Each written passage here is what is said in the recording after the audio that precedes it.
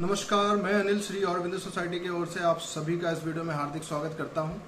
हम शिक्षा में शून्य निवेश नवाचार कार्यक्रम ZIIEI द्वारा विकसित एक शून्य निवेश नवाचार के बारे में आपको विस्तार से बताने जा रहे हैं।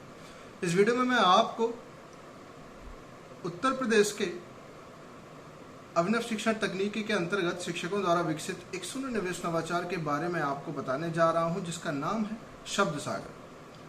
इस वीडियो में मैं आपको महाराष्ट्र के कक्षा 3 के हिंदी विषय के पाठ क्रमांक 3.14 पाठ का नाम धरती की सब संतान के बारे में आपको बताने जा रहा हूं। साथ ही साथ मैं आपको यह भी बताऊंगा कि आखिर इस नवाचार को कक्षा में इस पाठ के साथ सम्मिलित करके किस प्रकार से कक्षा में क्रियान्वयन कर सकते हैं। इस पूरी प्रक्रिया की जो अवधि है वह 20 मिनट निर्धारित की गई है, जो कि 30 विद्यार्थी एवं एक शिक्षक के अनुपात के अनुसार निर्धारित है। यदि आपकी कक्षा में 30 से कम या ज़्यादा विद्यार्थी हैं तो आप इसकी समय सीमा को कम या ज़्यादा भी कर सकते हैं। अब बात करते हैं इस नवाचार की। तो नवाचार की प्रक्रिया जानने से पहले आइए जान लेते हैं कि इस नवाचार की नवीनता एवं उपयोगिता क्या है। सहपाठियों के साथ मिलकर पाठ का पुनः अध्ययन करते हुए गतिविधि का आनंद लेते हैं, शब्दावली बढ़ाते हैं, अभिव्यक्ति मुखर होती है तथा लेखन शैली विकसित होती है। तो यह थी इस नवाचार की नवीनता। अब हम बात करेंगे कि आखिर इस नवाचार को कक्षा में क्रियान्वयन कैसे करें और शिक्षक को इसमें पूर्ण प्रबंधन करने की क्या क्या आवश्यकता होती है। तो शिक्षक विद्यार्थियों के साथ यह बात को सुनिश्चित कर ले कि सभी विद्यार्थियों द्वारा इस पाठ को पढ़ लिया गया हो एवं इसके कॉन्सेप्ट का भी निर्माण कर लिया गया हो। इसके बाद सभी विद्यार्थियों को यह सूचना भी दी जाएगी कि सभी विद्यार्थियों को अपने अपने घर से एक पर्ची बनाकर लेकर आना है और पर्ची में इस कॉन्सेप्ट और पाठ से जुड़े शब्दों का प्रयोग करना है और उसमें एक शब्द लिखकर लाना है। उस पर्ची के पीछे अपना नाम और कक्षा का नाम लिखना अति आवश्यक है। इस प्रकार से सभी विद्यार्थियों को एक पर्ची बनाने के लिए निर्देश दे दिया जाता है, जो कि कॉन्सेप्ट और पाठ से ही मिलती जुलती होनी चाहिए। जो कि कॉन्सेप्ट यह है कि संज्ञा और क्रिया, यानी संज्ञा और क्रिया शब्द ही उसमें शामिल हो सकते हैं। इस प्रकार से सभी विद्यार्थी आशा करेंगे कि पर्चियाँ बनाकर लेकर आते हैं अगले दिन। और शिक्षक एक गत्ते का बॉक्स, यानी एक छोटा सा गत्ते का बॉक्स जो होता है वह लेकर जा सकते हैं कक्षा में, एवं उसके साथ साथ कुछ रंगीन चार्ट पेपर भी लेकर जाना होता है। इस प्रकार की व्यवस्था शिक्षक को खुद ही करनी होती है। अगले दिन वह कक्षा में इस सामान को लेकर जाना होता है। तो यह थी पूर्व प्रबंधन की प्रक्रिया, जो कि शिक्षक को अपने तौर पर करनी होती है। अब बात करते हैं कि आखिर कक्षा में ये सब होने के बाद अब प्रक्रिया को करें कैसे। तो शिक्षक सभी विद्यार्थियों द्वारा बनाई गई पर्चियों को इकट्ठा करके इस बॉक्स में डाल देते हैं और सभी विद्यार्थियों को बोला भी जाता है कि या तो विशिष्ट आवश्यकता वाले विद्यार्थी या फिर शिल्प कला में माहिर विद्यार्थियों को इसमें शामिल किया जाता है कि वह इस बॉक्स को बड़े ही अच्छे तरीके से सजा दें। सभी उन विद्यार्थियों को बताया जाता है कि इस बॉक्स को इन रंगीन चार्ट पेपर की सहायता से इस प्रकार से सजाया जाए कि विद्यार्थियों के बीच में वह एक आकर्षण का केंद्र लगे।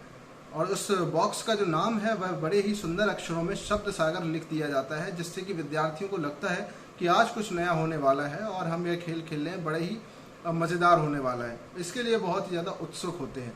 तो कहीं ना कहीं विद्यार्थियों का पूरा ध्यान जो है उस बॉक्स की तरफ होता है और उस बॉक्स को शिक्षक की टेबल पर या फिर विद्यार्थियों द्वारा बनाए गए घेरे के बीच में रख दिया जाता है, ताकि वह विद्यार्थियों के बीच आकर्षण का केंद्र हो जाए।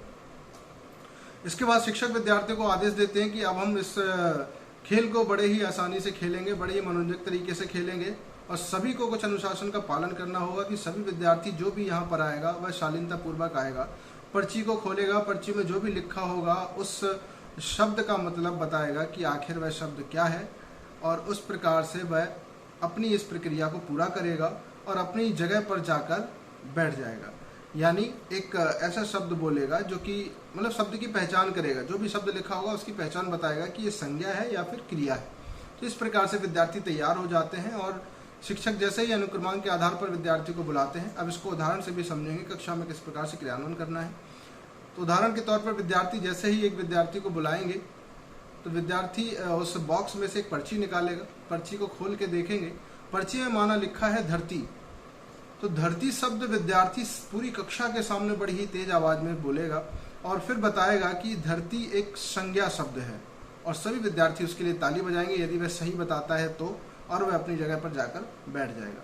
यदि कोई विद्यार्थी गलत बताता है तो शिक्षक उसकी मदद कर सकते हैं। इसी प्रकार से अनुक्रमांक 2 आता है, बुलाया जाता है और वह एक पर्ची निकालता है। मान लीजिए पर्ची में लिखा हुआ है खेलना, तो खेलना वह बताएगा कि खेलना एक क्रिया शब्द है और फिर वह अपनी जगह पर जाकर बैठ जाएगा। इसी प्रकार से यह प्रक्रिया सभी विद्यार्थियों के साथ एक एक करके की जाएगी। सभी विद्यार्थी करके पर्चियाँ निकालेंगे और उस शब्द का बताएंगे पहचान कि वो शब्द किस प्रकार का है। तो मैं आशा करता हूँ कि ये नवाचार आपको पसंद आया होगा। तो इस वीडियो को लाइक करें, शेयर करें एवं इस ZIIEI यूट्यूब चैनल को सब्सक्राइब भी करें। यदि आप इस वीडियो को फेसबुक पर देख रहे हैं तो उसको लाइक जरूर करें, ताकि आपसे जुड़े शिक्षक साथी इस वीडियो को देखें एवं अपनी अपनी कक्षाओं में इसको क्रियान्वयन जरूर कर सकें। इसी के साथ मैं आप सभी को ये वीडियो देखने के लिए बहुत बहुत धन्यवाद देता हूँ।